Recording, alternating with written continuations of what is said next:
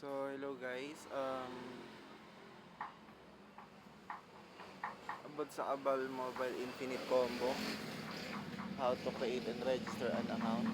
So, first, um, ipipin ko yung comment kung paano mag-register. At the same time, nasa comment section din yung kung paano mag-install ng application. No need VPN to.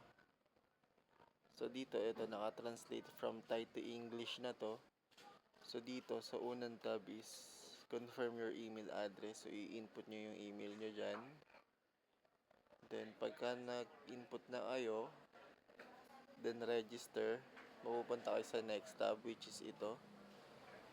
Dito naman is i-input nyo yung OTP nyo.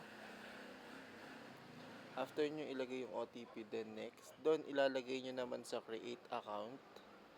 Wala na ako nyan since hindi ko na ma-open.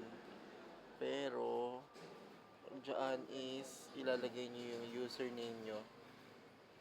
Kahit anong username, then password, then confirm password. So, sa username guys, kahit simple lang yun. Kahit halimbawa single word lang. Kahit ang ilagay nyo lang doon, example, 01. Yung word na example, then 01. Okay yun, no space, walang tuldok. Basta word lang.